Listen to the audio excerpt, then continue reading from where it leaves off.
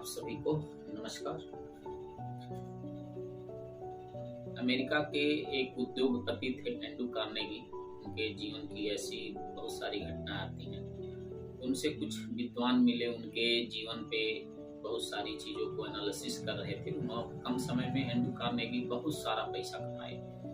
तो अमेरिकन सरकार को लगा कि एंड्रू कार्नेगी शायद किसी गलत तरीके से पैसे कमा रहे हैं, तो उनके ऊपर तमाम तरह का जांच बैठाया गया और सिद्ध नहीं हो पाया। तो उनसे वहां के अधिकारियों ने पूछा कि आप एक पैसा इतना कम समय में कैसे इतना पैसा कमाते हैं। कार्नेगी ने कहा कि देखिए, मैं अपने मन को एक जगह 5 मिनट रख सकता हूँ, क्या आप रख सकते हैं? अधिकारियों ने प्रयास किया तो नहीं रख सकते थे।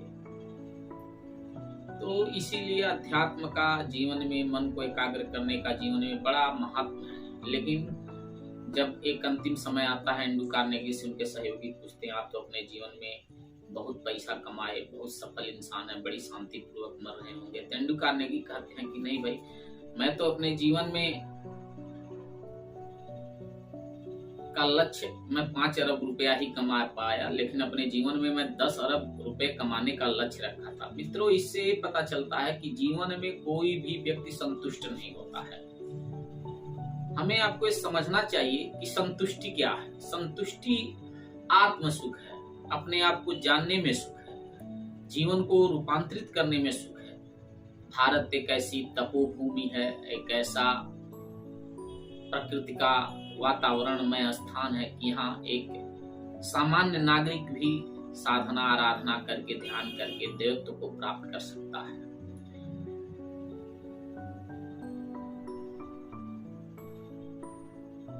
ऐसी चीजें बहुत सारी हैं। मैं आपको एक कहानी के माध्यम से सिकंदर के बारे में बताना चाहता हूँ। सिकंदर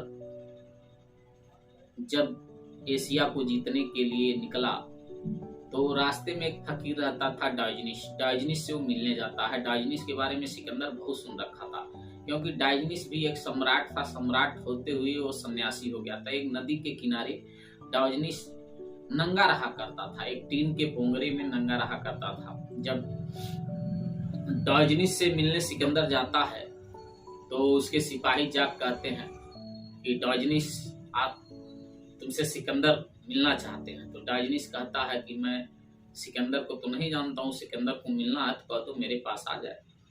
तो जाता है सिकंदर, चल के जाता, देखता कहता, डायोजनीस मैं तुम्हारे बारे में बड़ा सुना हूँ, लेकिन तुमको देख के मुझे बड़ी आश्चर्यचकित होता है कि आप कैसे रहते हो। तो डायोजनीस सिकंदर से क्वेश्चन करता है कि अच्छा है बताओ, तुम कहाँ जा रहे हो इतनी बड़ी सेना लेके?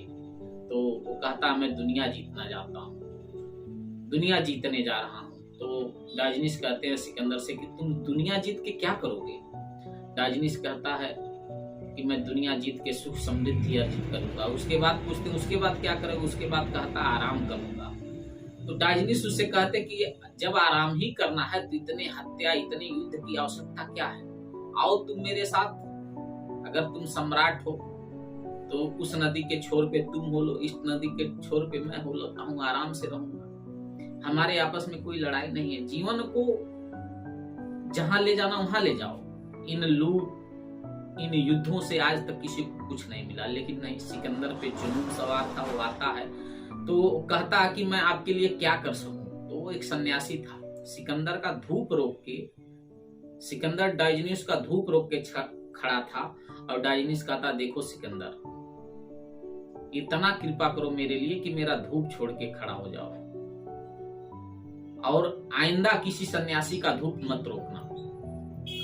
तो जब जाने लगता कहता मैं भारत विजय पे जा रहा हूँ, आपके लिए मैं कुछ लाऊंगा। तो कहते हैं कि तुम भारत जा रहे हो तो वहां से किसी एक आध्यात्मिक पुरुष को लाना। सिकंदर जब जीतकर भारत से वापस जाने लगता है अपने देश को, तो उसको कुछ लोग बताते हैं कि यहाँ पे एक सन्यासी हैं, बड़े सिद्ध हैं, आप उनसे बात करिए वो चलने के लिए। तो वहां के सिद्ध जो सन्यासी थे वो डंडिन थे। डंडिन से जब मिलता है सिकंदर तो कहता है कि आपसे सिकंदर भाई मिलना चाहते हैं। उनका मंत्री जाकर कहता है तो सन्यासी डंडिन कहते हैं, भाई देखो, इस जगह पे 2 ही भाई हैं, एक ऊपर वाला और नीचे मैं, बाकी मैं किसी भाई को जानता नहीं। तो मंत्री जाके सिकंदर से कहता है, सिकंदर आता है, कहता है सन्यासी तो मेरे साथ चलने के लिए तैयार हो, नहीं तो मरने के लिए तैयार हो जाओ। तो डंडीन कहते हैं सिकंदर, जैसे तुम मुझे मारोगे वैसे मैं देखूंगा कि मैं मर रहा हूँ। इससे सन्यासियों को कोई फर्क नहीं पड़ता है। तो उसके बाद डंडीन को लगता है कि भाई लगता है मेरे ऊपर का कोई व्यक्ति मिल गया है। सिकंदर के कहने से डंडीन जाने वाले नहीं थे। तो कहते हैं कि मान लो बातचीत होने लगता, बातचीत आगे बढ़ता। तो डंडीन कहते हैं मान लो सिकंदर तुम जो दुनिया में कर रहे हो इसका क्या महत्व है, क्या रिजल्ट आएगा, ये सारी चीजों का क्या महत्व है, इतना युद्ध, इतना खून खराबा। तो वो कहता है कि मैं दुनिया को जीत कर साबित करना चाहता हूँ, मुझसे ज्यादा योग्य कोई नहीं है, मैं जो चाहता हूँ। तो डंडीन एक प्रश्न करते हैं सिकंदर से, कहते हैं अच्छा ये बताओ,